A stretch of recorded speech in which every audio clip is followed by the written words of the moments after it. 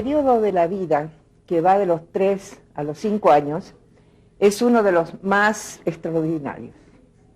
Y las educadoras tienen el privilegio de trabajar con criaturas extremadamente curiosas, en acelerado proceso de cambio, con una extraordinaria capacidad de asombro, niños a quienes nada les es ajeno, todo les concierne.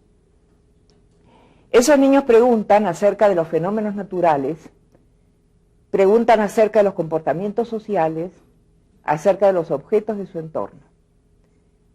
Es fundamental mantener despierta esa curiosidad y no bloquearla con respuestas inoportunas del tipo, eres muy chico para preguntar sobre eso. Cuando preguntan y también cuando no preguntan, elaboran ideas y lo hacen porque tratan de comprender el mundo natural, el mundo social y el mundo tecnológico que los rodea. Tratar de comprender es lo propio de la especie humana. Nosotros no nos limitamos a actuar, sino que tratamos de saber.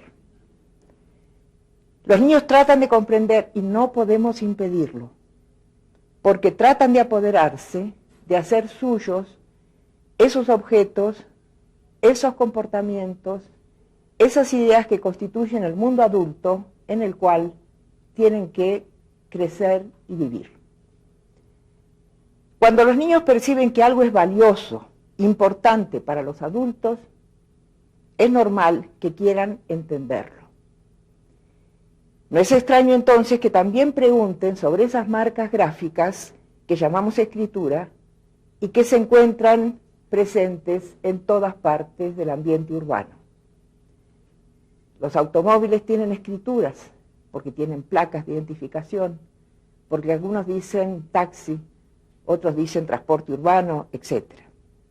Los negocios tienen letreros, las calles tienen letreros, las propagandas, los envases tienen escritura. La pantalla del televisor también presenta letras y números. Y por supuesto también están los periódicos, las revistas, los calendarios y los libros. ¿Cómo hacer para que los niños de 3 a 5 años, inquietos y curiosos como son, no se interesen por las marcas gráficas? Esa ha sido la pretensión del preescolar tradicional, una pretensión destinada al fracaso porque trata de evitar lo inevitable. Es necesario introducir entonces las tradicionales prácticas de iniciación a la escritura, o sea, las planas, los grafismos sin sentido, las familias silábicas y todo lo demás. Por supuesto que no.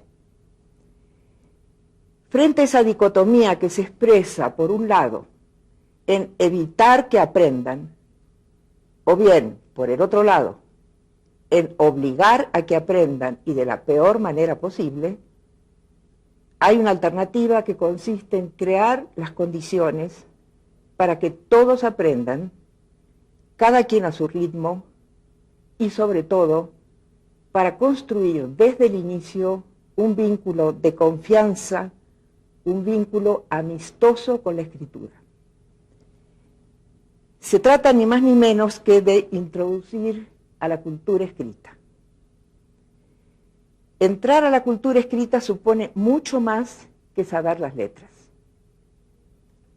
Supone comprender, por un lado, cómo se organiza la lengua cuando es lengua escrita,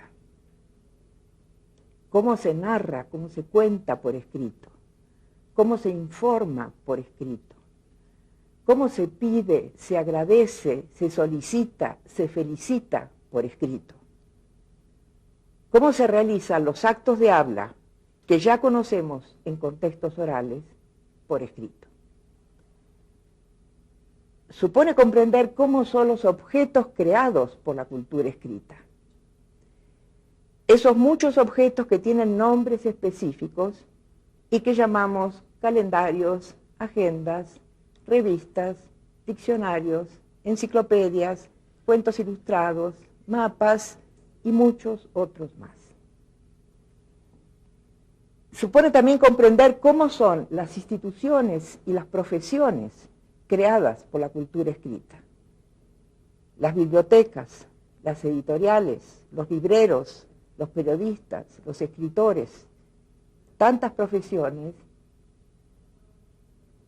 que son creadas por los usos sociales de la escritura. Iniciarse en la cultura escrita y terminar circulando por ella con confianza, como si fuera la propia casa, es función de la educación básica, pero no solo de la educación básica, también de los niveles superiores. De hecho, todos podemos seguir perfeccionando nuestro modo de circular por la cultura escrita, pero inicia en el preescolar. Me quiero centrar en una pieza clave del proceso de apropiación de la escritura, que es el nombre propio. ¿Qué significados tiene esa escritura específica en estas edades? En primer lugar, tiene un fuerte significado afectivo, vinculado con la ampliación de la propia identidad. El descubrir que se puede ser uno mismo, también por escrito, ayuda a establecer un primer vínculo positivo con la escritura. La escritura no es cosa de los otros, de los grandes, también me concierne. Tanta es la carga afectiva de esa escritura que no es extraño ver a niños que abrazan, acarician o incluso besan esa escritura diciendo, esa soy yo. No es extraño que los niños que crecen en familias donde se lee y se escribe como parte de las actividades cotidianas intenten producir escrituras desde muy temprano. Vamos a ver rápidamente 3 ejemplos. Camila, con 3 años recién cumplidos, copia su nombre para hacer a sugestión de su abuela tarjetas para fin de año. Ana Teresa, 3 años 3 meses, dibuja primero a su hermana mayor, en la figura grande, luego le pone su nombre, que son los grafismos que están debajo,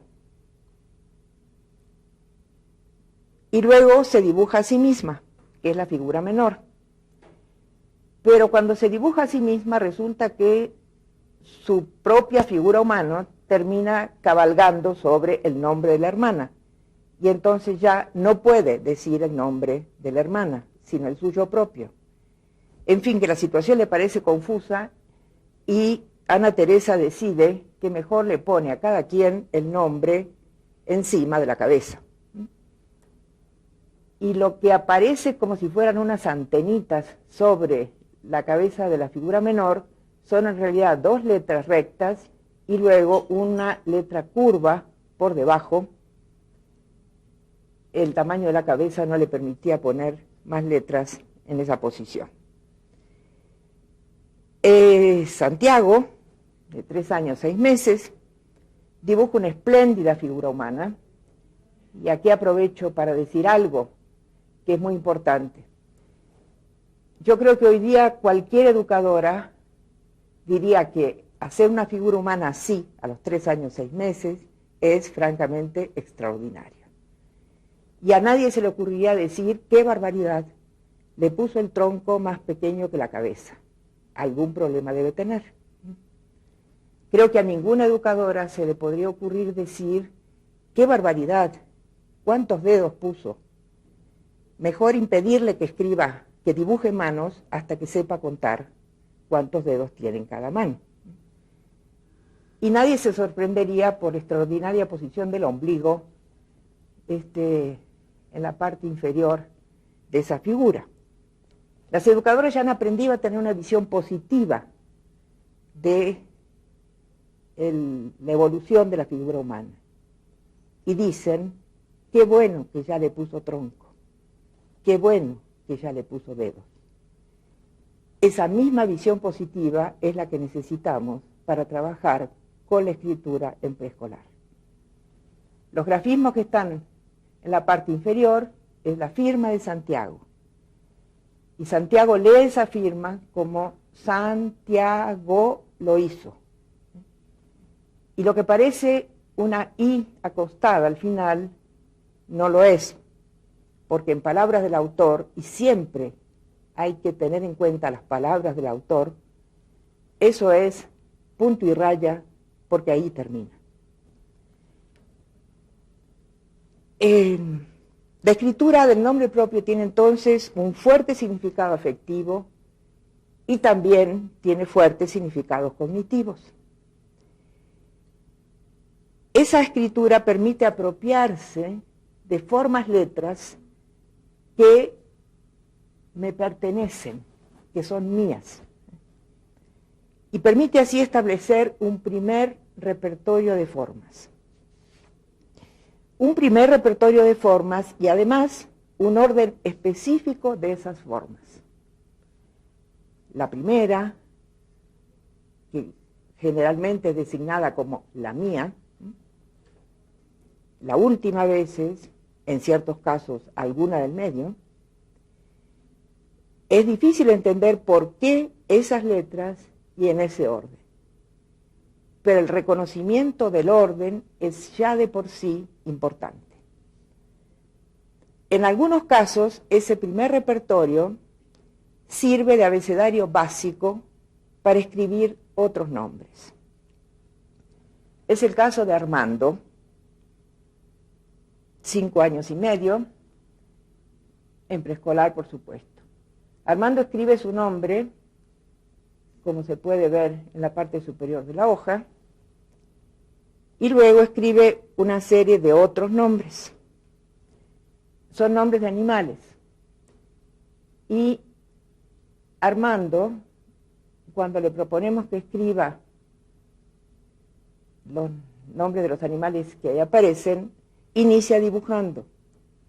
Atención, no porque Armando confunda escribir con dibujar, sino porque para estar seguro de que va a decir ese nombre y no otro, prefiere dibujar.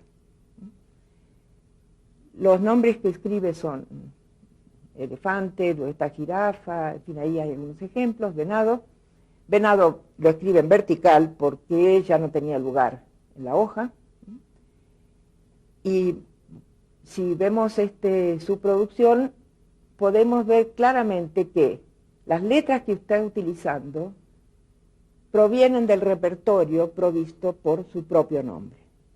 Solamente utiliza lo que para nosotros es una A minúscula, lo que para nosotros es una A mayúscula, lo que para nosotros sería una M mayúscula y la O final de su nombre.